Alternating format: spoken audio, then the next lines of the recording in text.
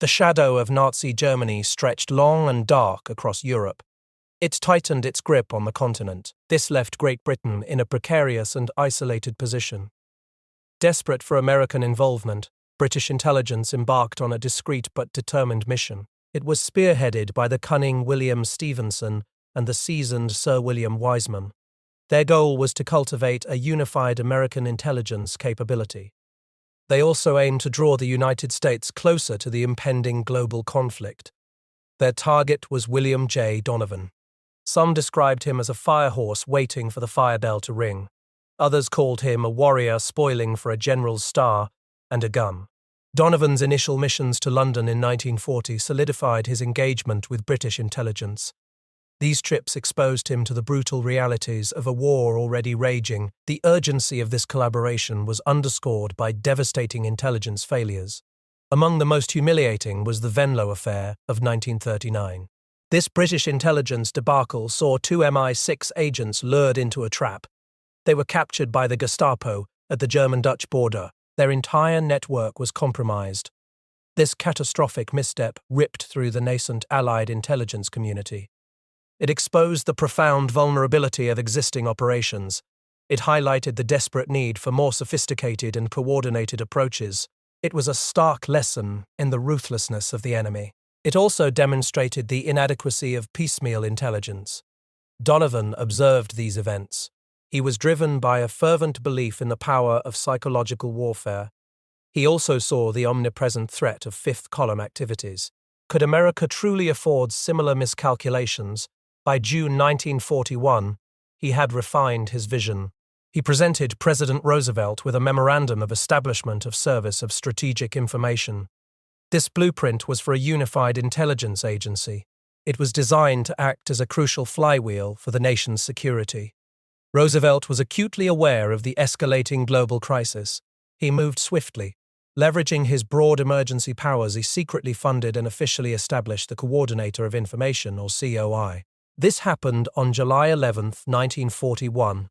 This marked the nascent, often chaotic, dawn of American centralized intelligence. The COI, however, immediately faced an uphill battle. It was against entrenched bureaucratic rivalries.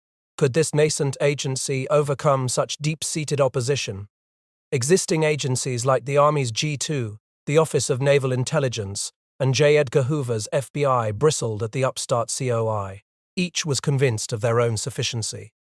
They were wary of any encroachment on their turf. Pre-war American intelligence had been a jerry-built shambles. It was fragmented and underfunded. Naval intelligence, in particular, struggled with the complex Japanese JN-25 code.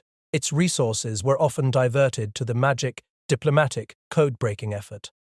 This left it ill-prepared for the storm gathering in the Pacific. This environment of fragmented intelligence and interagency squabbling created fertile ground for systemic failure.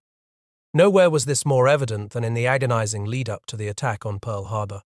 How could a nation so powerful be so vulnerable? Vital intercepted Japanese diplomatic traffic existed, yet the inability to properly interpret, synthesize, and disseminate this fragmented information created a perilous void. Commanders on the ground felt the chilling weight of impending war. Admiral Husband E. Kimmel and General Walter C. Short were among them. Without a clear and cohesive picture, they were left in a state of purgatory. Their actions were later scrutinized in investigations that would cause them agony. The impending threat of war hung heavy. A palpable tension filled the air, but the crucial failure of imagination left the nation tragically vulnerable. This was the inability to connect disparate pieces of information into an actionable warning. The attack on Pearl Harbor on December 7, 1941, ripped through this fragile pre-war complacency. It served as a stark and undeniable turning point. The devastating surprise laid bare systemic intelligence failures. These stemmed not from a deliberate cover-up. Instead, they came from an inability to properly interpret and synthesize fragmented information. The subsequent investigations were agonizing for those involved. They revealed the profound shortcomings in America's intelligence apparatus. In the immediate aftermath, the lessons were clear. Coordination was paramount. Early 1942 saw a crucial step towards consolidating intelligence efforts. This was with the formalization of the Joint Chiefs of Staff, or JCS. It also included the American Joint Intelligence Committee, or JC. These steps breathed life into structures that had previously been dormant. Despite initial skepticism and intense internal debate, the COI had laid the essential groundwork. This was true for all its clumsiness and the bureaucratic turf wars it ignited. It marked a pivotal and significant step towards a centralized U.S. intelligence capability. It fundamentally altered the landscape. It set a vital precedent for future agencies. The era of fragmented, uncoordinated intelligence was slowly and painfully coming to an end. It was paving the way for a new approach to national security. The Office of Strategic Services, or OSS, was born in mid-1942.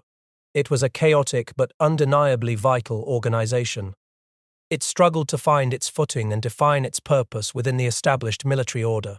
Could this peculiar entity truly succeed? From its overcrowded headquarters on Navy Hill in wartime Washington, it struck observers as ein seltsames Gebild. This meant a peculiar entity. It was a bargain basement of remnants and novelties. Its ranks swelled with a unique, sometimes unfocused blend of individuals. There were socialites and prominent academics. There were hardened adventurers and foreign-born left-leaning personnel.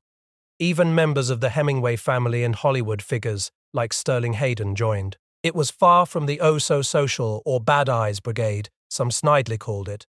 Women were hired in significant numbers. Military volunteers responded to calls for overseas duty of a secret and highly hazardous nature. To bring order to this burgeoning agency, William J. Donovan turned to James Grafton Rodgers. Donovan was a charming Irishman.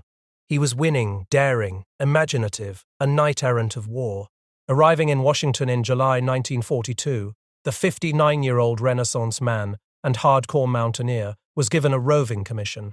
He was to articulate the OSS's mission. Rodgers found Donovan's leadership to be a whirlwind of impulses, subtleties, and disregard of system. He likened it to trying to harness Bill's Mustang plunges into pulling a wagon. It created an endless zoo of curious diversions. Yet, he was fascinated by the most interesting collection of people at the OSS.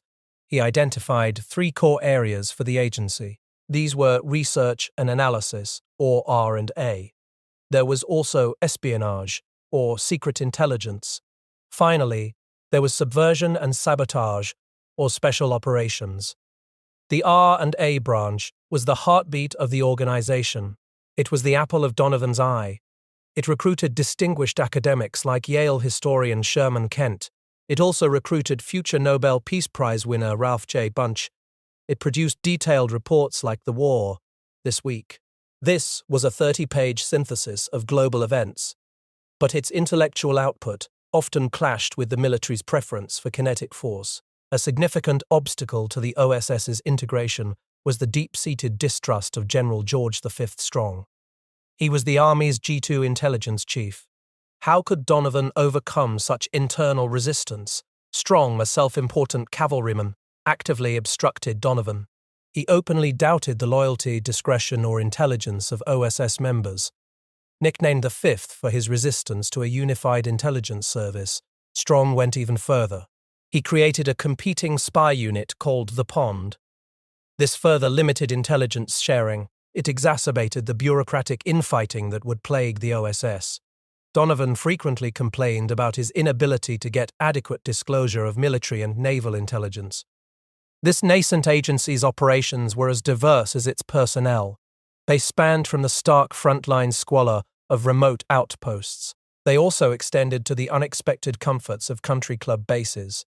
OSS London Chief David Bruce might enjoy stewed cherries with the thickest of creams at the Ritz during a liberated Paris. Other operatives endured the airless dungeon of Gibraltar. Some worked in the cold, damp work areas and primitive furniture of Bletchley Park. There, codebreakers worked in near-total silence and unrelenting pressure. This stark contrast underscored the agency's sprawling and often improvised nature. The impending Operation Torch in North Africa offered a critical proving ground. Could the OSS prove its value on the world stage? Building on the groundwork laid by William A. Eddy, the OSS engaged in crucial influence operations. it successfully cultivated secret sympathizers within French military and governmental structures. Its role in high-level political planning remained secondary to Roosevelt, Murphy, and Eisenhower. Yet, the OSS demonstrated its unique capability. It complemented diplomatic and military efforts. The controversial and morally ambiguous episode surrounding Admiral Dönitz' unexpected agreement to switch sides further highlighted the unpredictable nature of clandestine operations. His subsequent assassination further complicated matters. These were ethically complex decisions. Simultaneously, in the jungles of Burma, OSS Detachment 101 began establishing the agency's capability in unconventional warfare. It was under the command of the forceful Karl Eifler. Despite internal criticism regarding Eifler's aggressive tactics, the unit laid crucial groundwork for future special operations. Such was the high-stakes nature of these missions that even Donovan himself, ever the adventurer, once flew with Eifler. It was in an overloaded de Havilland Gypsy Moth. This one-engine biplane struggled for altitude. Unfazed as the plane barely cleared a surging river, Donovan calmly commented on the need for more powerful engines. He declared that if they went down, he would bite into a suicide pill rather than be captured. This was a stark illustration of the secrets they carried and the risks they embraced. Back in Washington, the OSS faced fierce internal battles for its survival. General Strong renewed his efforts to absorb it into the War Department. Deputy Director John L. Magruder's internal manifesto advocated for a shift from paramilitary to pure intelligence. These struggles forced a debate over the agency's very identity. It was narrowly averted by the intervention of JCS staff. As the OSS wrestled with its internal identity, a vital, if fraught, collaboration unfolded. It was in the realm of signals intelligence. The US-British partnership in codebreaking was proving indispensable. This was particularly concerning the German Enigma machine. The US had already demonstrated its prowess. It successfully broke Japan's Purple Code. A team of junior American codebreakers traveled to Britain in January 1941. They carried the Purple Machine to share their breakthroughs. However, this early Anglo-American cooperation was rife with inter-service rivalries. There was also British hesitation. General Strong's US Army intelligence resisted full information sharing. He insisted on proper channels and reciprocity. Admiral Redman of US Naval Intelligence cautioned British codebreaker John Tiltman. He warned him against discussing secrets with Donovan, whom he deeply distrusted. The British, in turn, feared American indiscipline. They also feared the potential compromise of highly sensitive ultra-intelligence. Royal Navy Captain Hastings was the GC and CS representative in Washington. He conveyed thinly veiled threats. He warned that continued US Army resistance could jeopardize all transatlantic signals intelligence cooperation. The Turing matter became a make-or-break touchstone for relations. It concerned mathematician Alan Turing's access to a US scrambler. This impasse was finally broken only by Field Marshal Sir John G. Dill's ultimatum to US Army Chief of Staff Marshall. It forced a necessary, if grudging, compromise. This turbulent period of infighting and distrust occurred even amidst shared existential threats. It underscored the monumental effort required to forge a unified Allied intelligence front. Would a truly unified front ever be possible? The brutal realities of the global war often played out in the unseen depths. This was beneath the churning waves of the Atlantic. Here, a relentless and existential struggle for control of the seas raged. Winston Churchill famously confessed, it was the only thing that ever really frightened him. The United States had made strides in code-breaking, particularly in the Pacific. Yet, its navy found itself woefully unprepared for the German U-boat onslaught. This began in earnest in December 1941. Did the American Navy stem this devastating tide of U-boat attacks? Admiral Karl Dönitz's U-boat crews were emboldened by their successes. They dubbed the period off the American coast the happy time. They described merchantmen backlit at night near major cities. This allowed them to sit in darkness a mile or two off Miami Beach. They could target ships as if they were walking across a stage. Over 200,000 tons of shipping vanished in American waters in January 1942 alone. This devastating toll laid bare the U.S. Navy's decentralized command. It also revealed a desperate shortage of escorts. President Roosevelt himself noted Admiral King's unconscionably long time to get things going. A turning point came from an unlikely source. It was a British delegation. It included the physically infirm but intellectually formidable Commander Rodger Winn. He was from the Royal Navy's Operational Intelligence Centre, or OIC. Winn possessed an uncanny knack for discerning patterns. He could think like the enemy. He visited North America in the spring of 1942. With blunt and unvarnished instruction, Winn taught initially skeptical U.S. Navy officers. Vice Admiral Richard S. Edwards was among them. He taught them how to translate raw information into actionable intelligence. Even an alcoholic lunch that mellowed Edwards couldn't diminish Winn's fierce dedication. It eventually earned him grudging respect. Inspired by Winn's methods, U.S. Navy Commander Kenneth Knowles spent the summer of 1942 at London's Citadel. He was a medically retired officer. The Citadel was a bomb-proof cinder-block building nicknamed Lenin's Tomb. Upon his return, Knowles organized the U.S. Navy's own tracking room, F-21. This was in Washington by August 1942. He served as the intelligence officer for the nascent 10th Fleet.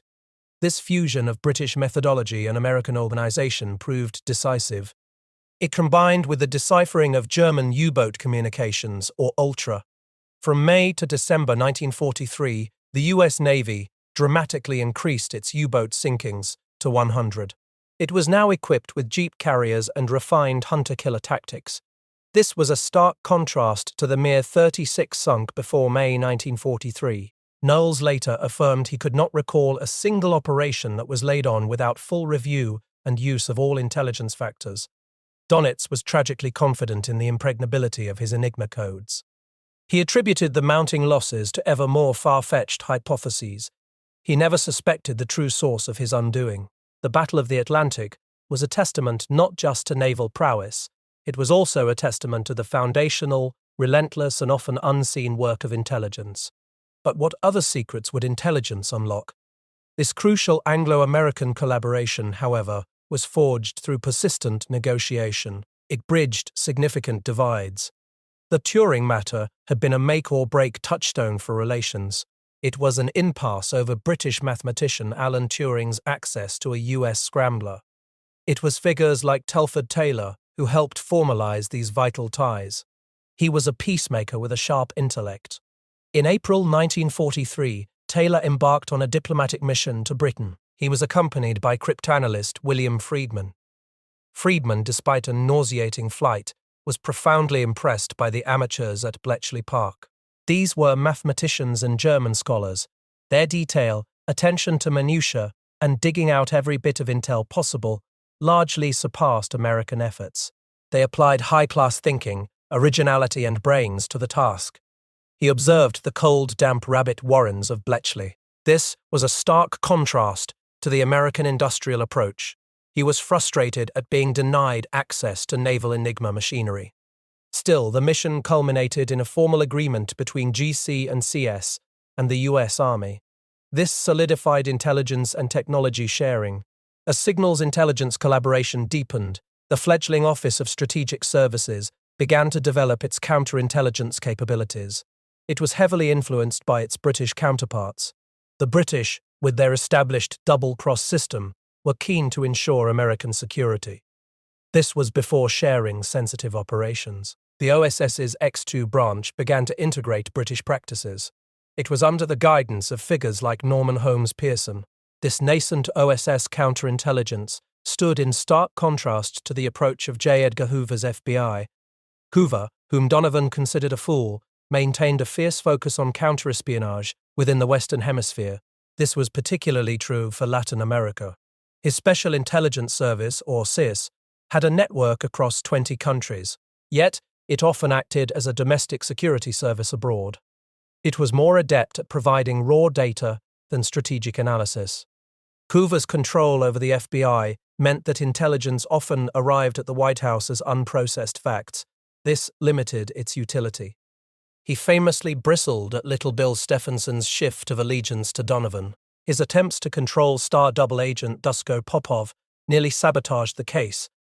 It forced MI5 to swallow back its bile to maintain collaboration. This fundamental difference in organizational culture would continue to define the evolving landscape of American intelligence. It was the OSS's broader, often unorthodox scope versus the FBI's rigid, data-centric approach. In the neutral haven of Bern, Switzerland, Alan Dulles was quietly building a network. He was a pipe-smoking 49-year-old OSS operative. His network defied traditional intelligence methodologies. Operating from a well-appointed apartment at Herrengasse 23, Dulles cultivated a sophisticated web of contacts. Most notably, he met Hans-Bernd Gisevius. Gisevius was a German vice-consul and member of the German resistance. Dulles affectionately called him Tiny.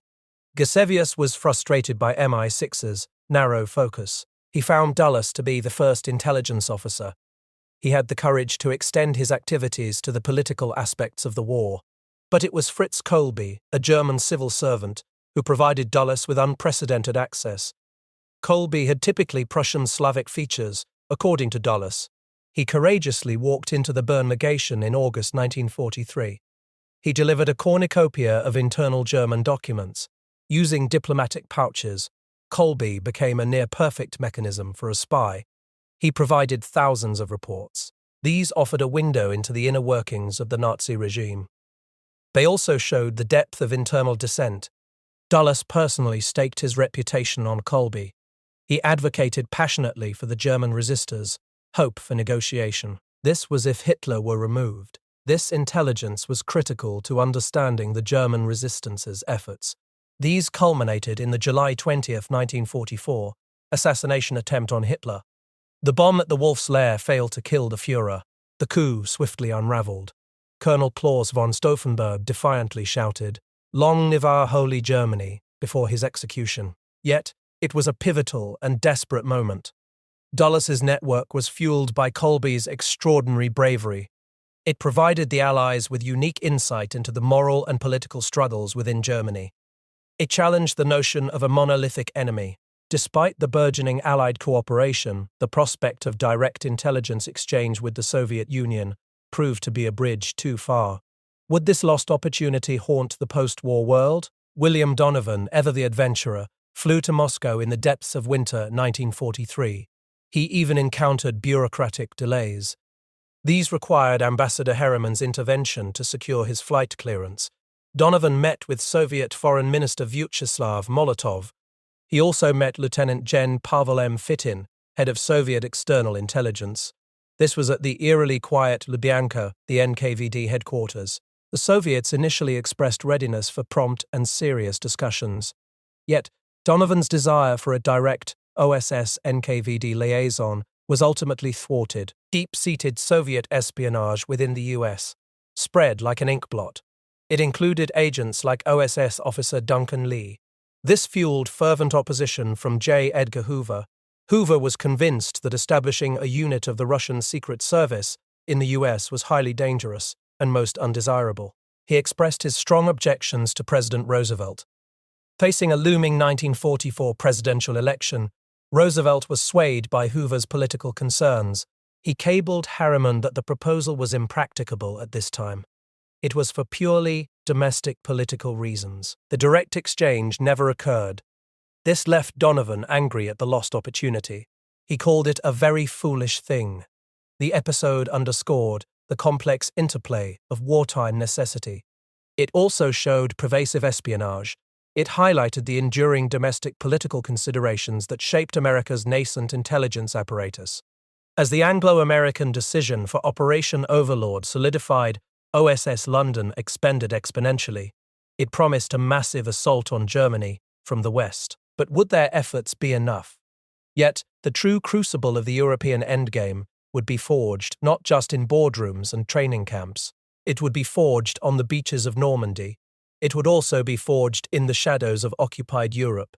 On June 6, 1944, the largest amphibious invasion in history unfolded.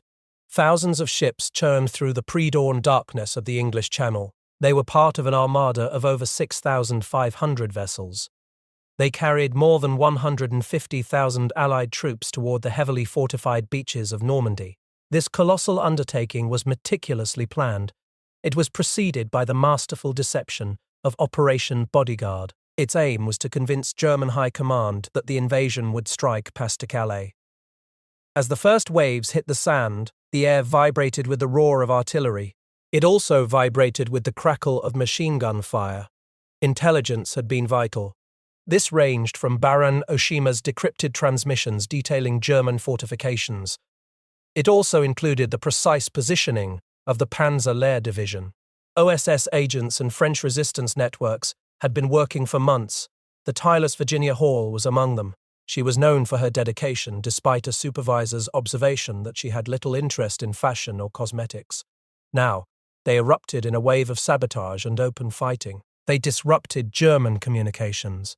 They also impeded counterblows. The dangers were acute. Even seasoned operatives like Gertrude Ledandre found themselves captured. She would later make a daring escape.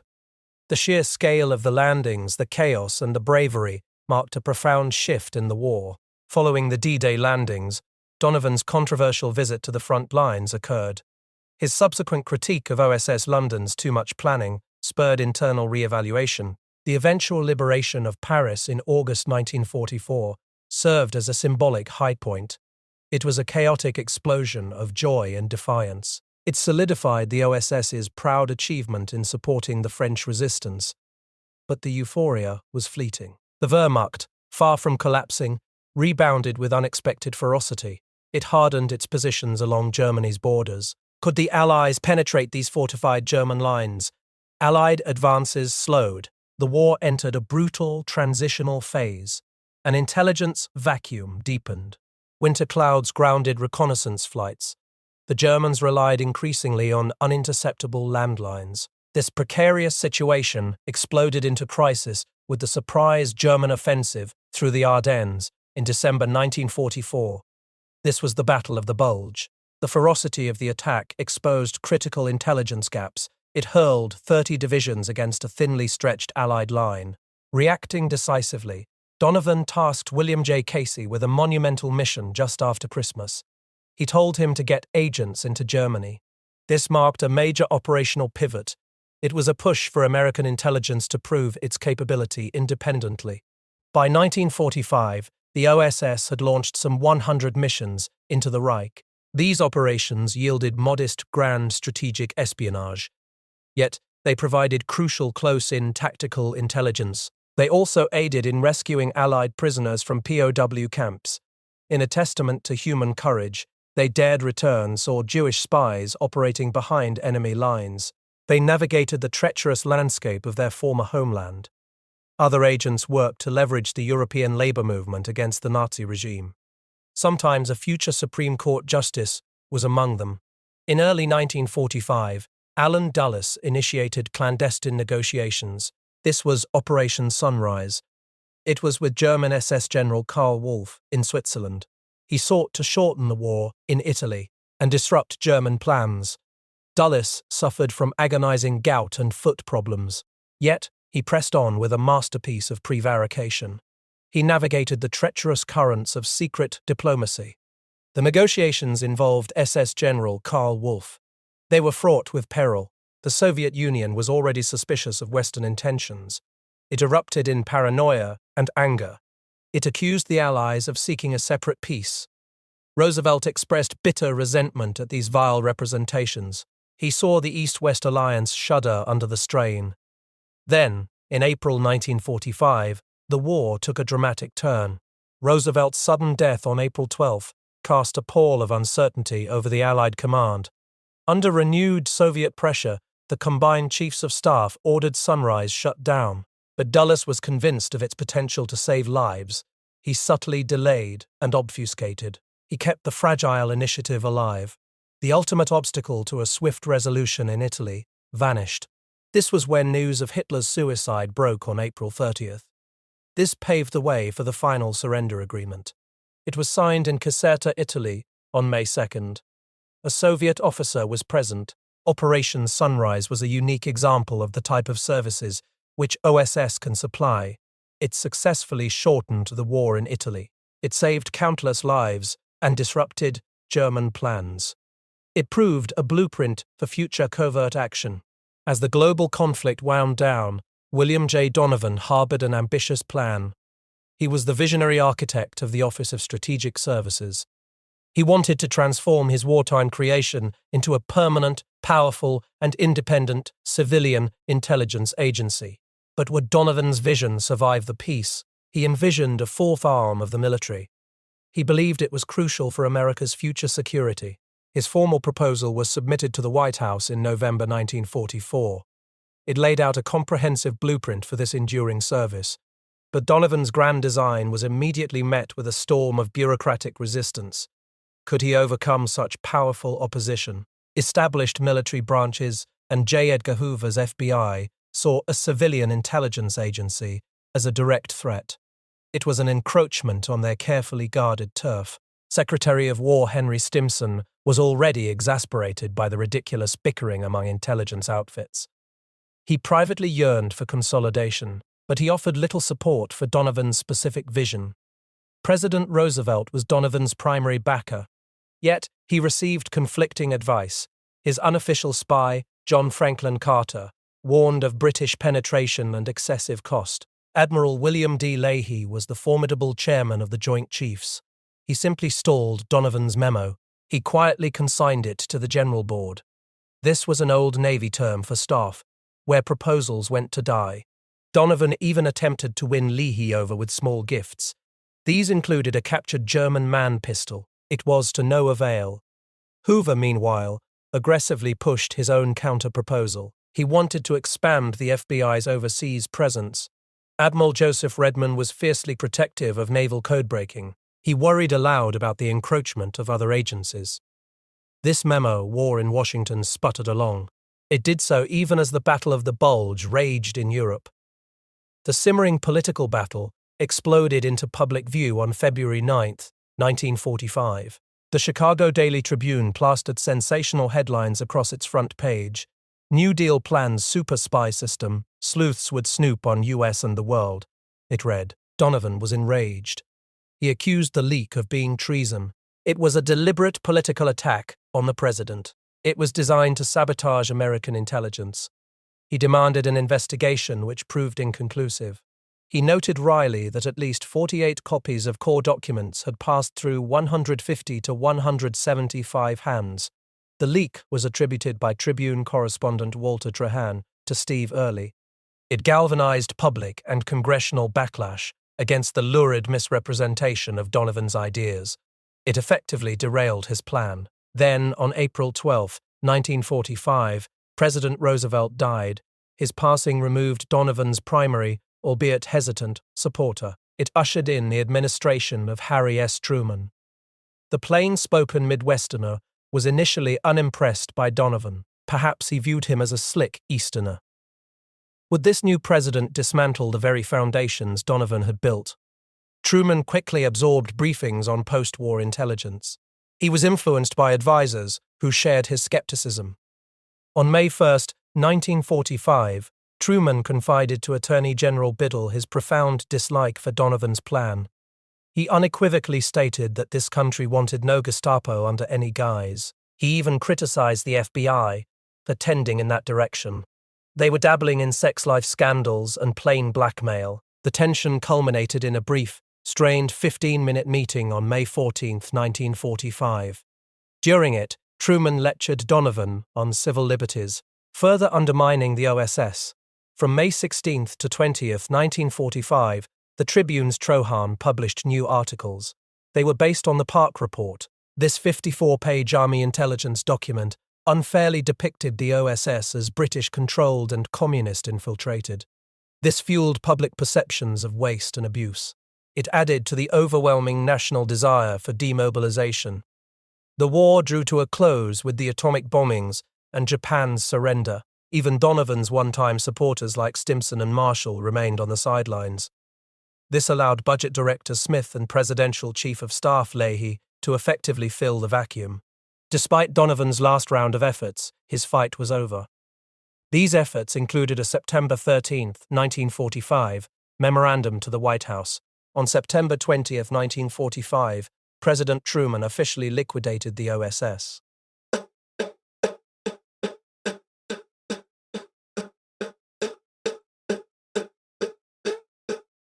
signed it.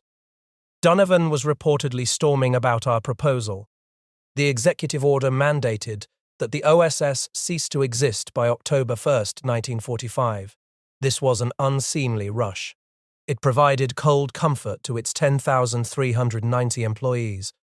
It was hard to do a good job of winding up all of the OSS's business in 8 days. In a final act of foresight and personal possessiveness, Donovan and his aide, Edwin J. Putzel Jr., secretly copied key OSS documents. They used a Kodak camera about the size of a sewing machine. They copied them from the director's safe onto 131 rolls of 35mm film. They worked at breakneck speed, mostly at night. The liquidation led to the redistribution of OSS functions and personnel. The highly regarded Research and Analysis branch was an indisputably brilliant episode in the history of ideas. It was transferred to the State Department as the Interim Research and Intelligence Branch. The Operational Intelligence Unit became the Strategic Services Unit, or SSU, within the War Department. It was headed by Donovan's deputy, Brig Gen John Magruder.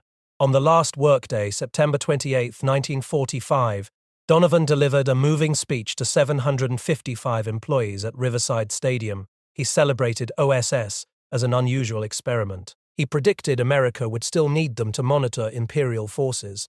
He also said they would need to spy on communists amidst post-war vacuums in Asia and Europe. Yet, the end of the war did not mean the end of intelligence. The advent of the atomic age created an urgent and overriding need for a coordinated forward-looking intelligence apparatus. It was the terrifying specter of an atomic Pearl Harbor. This pushed aside immediate demobilization concerns. Admiral Leahy acknowledged that the need was all the more pressing now that the atomic age had begun. Forrestal's intelligence chief warned of veiled antagonism among key figures. This made for an uncongenial evening. It highlighted the apparent hopelessness of proceeding without further direction from the president. This urgency ignited an intense intelligence sweepstakes. It was a period of toughest bureaucratic fights. The FBI, State, Army, and Navy were all vying for control. Old bureaucratic rivalries, overlaid with new anxieties, roared back with a vengeance. Hoover, with his personal animosity, clashed with Alfred McCormack. McCormack was special assistant at the State Department. He advocated for a decentralized system prioritizing research and analysis. To break the stalemate, a Missouri gang of advisors banded together to appeal to Truman. This included FBI agent Morton, B. Childs, and budget director Smith. Smith, however, gloomily predicted that this whole subject of intelligence would not be solved in an orderly fashion. He said they would go through the usual 2, 3 or more reorganization stages. God bless bureaucracy. Finally, in January 1946, meetings led to the establishment of the National Intelligence Authority, or NIA. They also led to the Central Intelligence Group, or CIG, on January 22, 1946. Truman signed the letter establishing these entities. This marked the end of World War II intelligence history. It was the beginning of post-war history. While the NIA was seen as a headless body and the CIG a bodiless head, these precursors formalized interagency cooperation. They recognized intelligence as a cornerstone of national security. The ultimate consequence of this tumultuous period was the National Security Act of 1947. This act officially created the Central Intelligence Agency, or CIA. What would its legacy be? This act solidified a permanent, centralized intelligence capability for the United States. It evolved from OSS's ad hoc wartime model.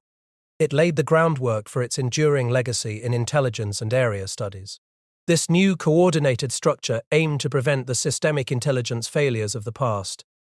It addressed the challenges not through individual heroism or conspiracy. Instead, it was through a robust and integrated national effort.